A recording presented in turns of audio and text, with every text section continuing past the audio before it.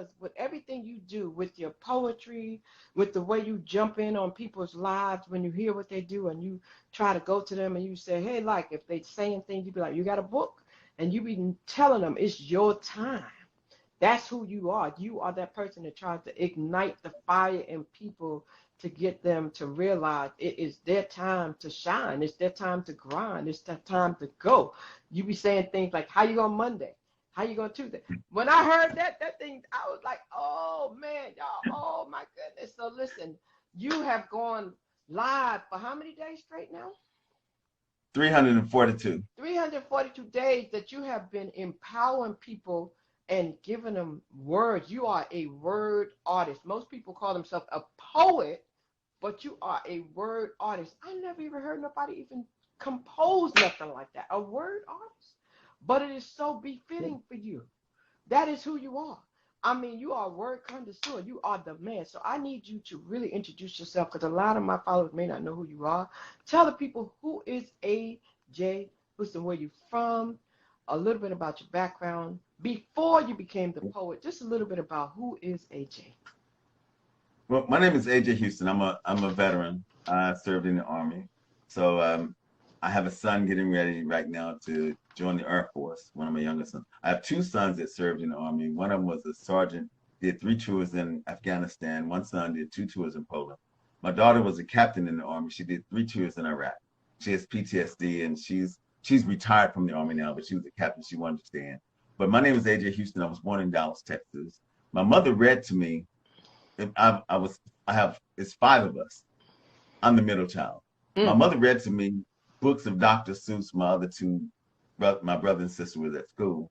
And I memorized all the books that she read to me, so she thought I could read. Then when she found I couldn't read, I had to write my alphabets every day for about an hour and a half, and I had to do math for an hour and a half every day. So, and this was between ages 2, 3, and 4. Wow. So every day I was writing alphabets and math, doing addition first, addition and subtraction, then I started with multiplication. So I could multiply, divide, add, and subtract by age 4. Wow. Easy.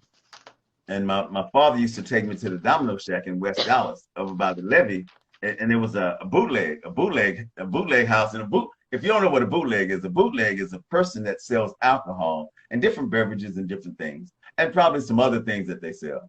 That it's a house where you go and you can play dominoes, you can play bid whist in the back, or spades in the other room. But it's like a gambling shack. Right. There's a pool table. There's a pool table in another room, but nobody shoots pool. It's green, so they could roll the dice properly. Wow. So the house was all these things, but I would go and my father would take, 2 phone books, and I was my father's domino partner playing dominoes when I was 4 years old. Wow. And we would win. So, because I did that kind of math.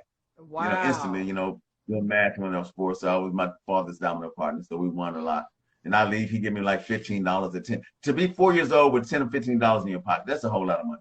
So let me ask you a question. Because we used to have Emmy Moses. Wow. We used to have Emmy Moses 5 and dime store. So to have $10 in your pocket at 4 years old, you could buy a lot of stuff. Let me ask you a question. So obviously you could do the alphabet backwards, I'm sure. I probably could, but back in the day, I'm sure. Yeah. Oh, yeah, definitely. When you were young. But I'm saying I had 500 poems memorized at one time. 500 of my poems memorized at one time, but I've been writing so much. Like the book I'm working on right now is on page 484. It's 484 pages of all new work. So I can remember pieces easily, but I'm writing so many pieces that I don't have time to sit down and focus on a piece of memory. So let me ask you this. Did you ever read the dictionary? Well, what I did is my mother used to buy Reader's Digest. The Reader's Digest book came with, it had word power in it. Right. And word power was 10 or 15 words where you had a word, you had a brief definition, but you had 4 possibilities of that definition being what it is.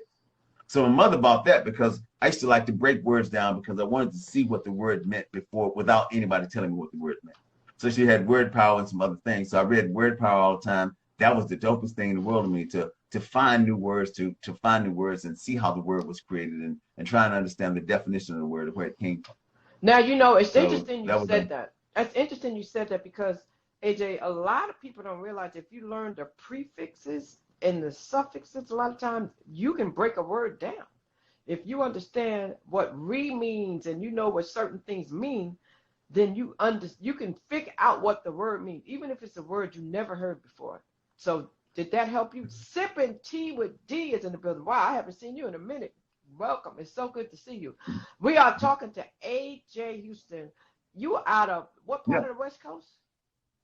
And right now I'm out in Las Vegas, but I'm originally from Dallas. Originally from Dallas, Texas, but I live in Las Vegas, Nevada now. And But still, I did buy a lot of penny candy. I used to have, all my friends would come over, so I'd have buy penny candy, and they had the big bags of chips, buy one get one free, and we'd have a party of just junk food. wow. And it was like, and it didn't take a lot of money, but we played basketball outside, do whatever, and we had like 3 mattresses outside. We put the mattresses, and we climb on top of the house and do 1.5 suicide, swan dives, jackknives, everything from the top of the house, which I would dare not do it now.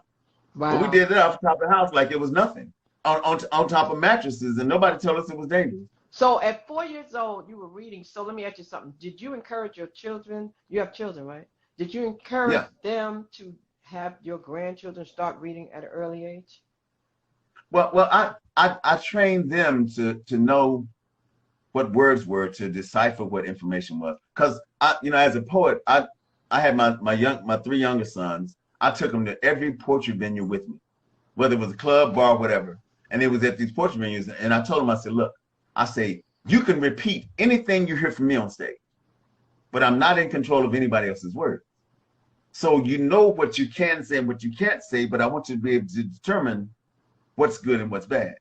So it was their option, but they knew. But that's why I write like I write, because I wanted my sons, and I wanted to be able to go to any church and perform. I wanted to go to any place and perform. And if it was a nigga in the poem, it belonged there. If there was a cuss word in the poem, it belonged there. It didn't just show up because I wanted it. So I wanted to be able to read any poem, because we performed at a whole lot of churches, and I had friends that would come to perform with us, and they say, "Oh man, I can't do that poem. Oh no, I can't do that. Oh, no, I got to take this out of that one." So they were trying to find a poem that they could read that didn't have some vulgarities in it. Yeah. But my whole thing is like, I really believe that if a picture's worth 1,000 words, your poem's worth 1,000 pictures.